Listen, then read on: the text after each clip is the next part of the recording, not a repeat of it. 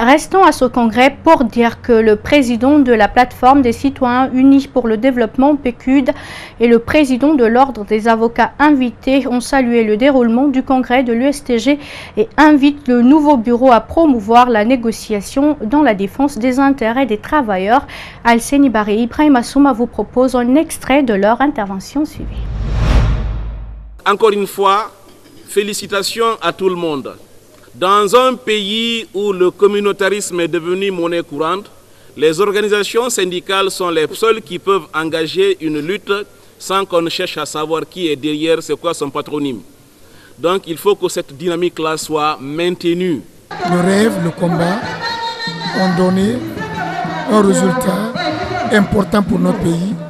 On ne peut que s'en féliciter. Et surtout, le héros du jour, M. Lumbemba Souma, c'est encore de continuer à se battre pour améliorer les conditions de vie des populations, des travailleurs, participer aux luttes pour l'amélioration des conditions de vie des populations, mais aussi, surtout, de continuer à travailler à l'unification pour que nous sortions de cette crise récurrente de leadership que nous avons connu jusqu'à maintenant. Autre chose dans ce journal, ce mercredi 21 novembre a été choisi par l'opposition républicaine pour appeler ses militants à observer une journée ville morte à Conakry. Sur le terrain, le mot d'ordre a été peu suivi. La route Le Prince sur laquelle se sont rendus nos reporters, la circulation était plus ou moins fluide, ainsi que des commerces qui avaient à peine ouvert. L'autre particularité, c'est la présence sur le terrain d'une forte mixte composée de policiers, de gendarmes et militaires. Malik Sangiana Kamara, Ibrahim Assori Kamara ont fait le constat. Sur l'autoroute Fidel Castro, malgré l'appel de l'opposition à observer la journée ville morte, la circulation est restée dense. Chacun vaque librement à ses affaires sans aucune présence des forces de sécurité. Contrairement à la route Le Prince, qualifiée par les uns d'axe de la démocratie et par d'autres d'axe du mal, la circulation est moins dense. Partout, dans les ronds-points et dans des zones considérées comme dangereuses, des équipes mixtes composées de policiers, de gendarmes et de militaires sont déployées. Une mesure de sécurisation appréciée par l'ex-ministre de la Communication. Nous avons dit partout et à chaque occasion qu'il n'y a pas de sécurité. Les Guinéens ne sont pas protégés. Il y a des crimes, il y a des violences et l'État ne fait rien. Maintenant, si l'État prend la décision de renforcer cette sécurité, moi je pense que nous devons saluer et féliciter. Une chose qui attire l'attention, aucun de ces véhicules apparemment sortis d'usine n'est immatriculé. Il faudrait que les véhicules soient immatriculés. Il faudrait que dans chaque zone, qu'on sache quel est celui qui est responsable de cette zone. Ici, la journée ville morte de l'opposition est partiellement suivie par la population. Plusieurs boutiques et magasins sont ouverts. Seulement, quelques-uns sont fermés. Il semble que ce nouveau mot d'ordre de l'opposition ne semble pas tomber dans de bonnes oreilles, nous dit celui qui jusqu'hier était porte-parole de l'opposition républicaine. On vous dit de sortir et manifester pour le respect de l'accord de 8 août.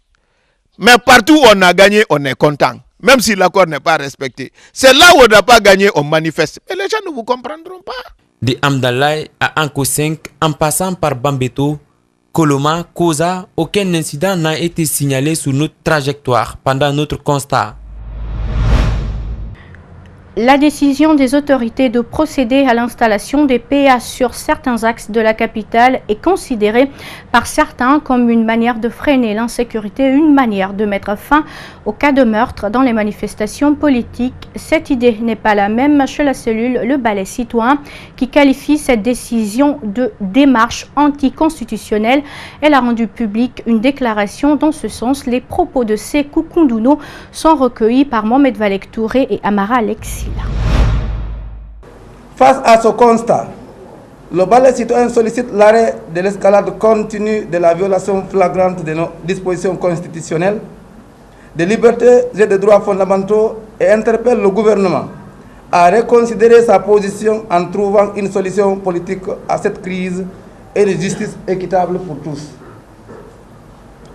Le balai citoyen informe la population de Conakry qu'une mission d'observation citoyenne de ce dispositif sécuritaire de patrouille mixte est déjà opérationnelle depuis hier et fonctionnera 24 heures sur 24 afin de garantir l'exercice des droits humains, des libertés individuelles et collectives et le respect de la loi L09/2015 du 4 juin relative au maintien de l'ordre public.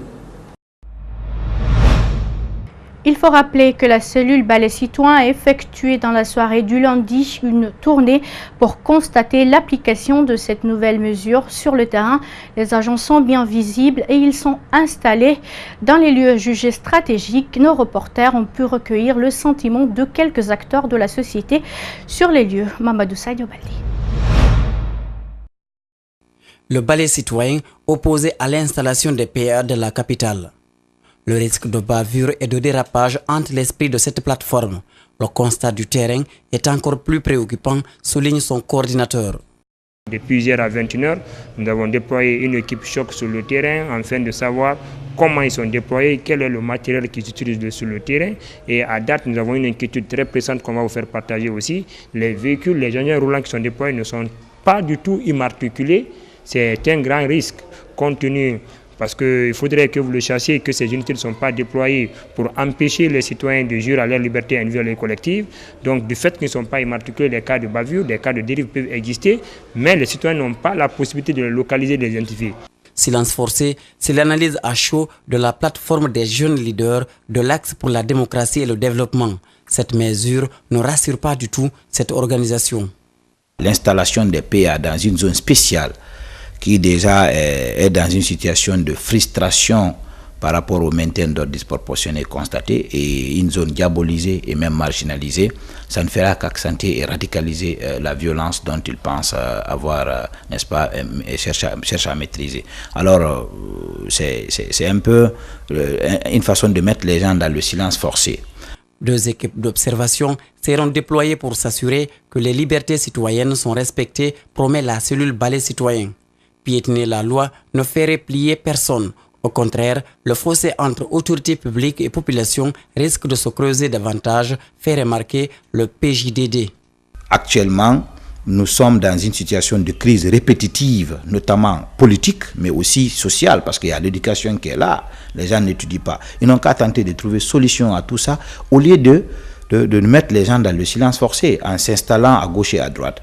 Parce qu'on ne permettra pas dans ce pays, au niveau du balai citoyen, que les libertés de nos concitoyens soient menacées par quelconque agissement de l'État. Parce que l'État existe, c'est pour faire en sorte que nos droits et nos devoirs soient respectés par tous.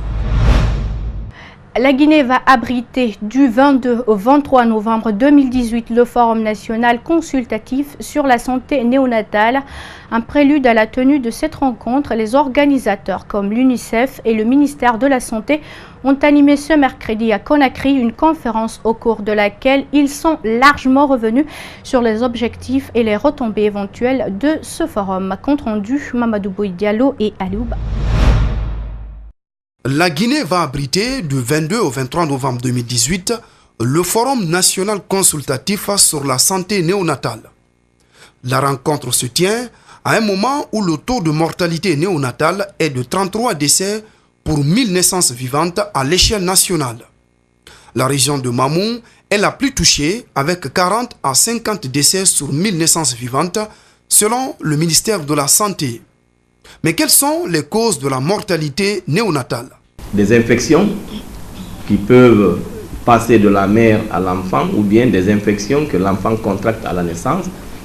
Deuxième cause, c'est l'asphyxie, c'est-à-dire un nouveau-né qui naît et qui n'arrive pas à respirer et il faut qu'il y ait une personne qualifiée à côté pour l'aider à respirer.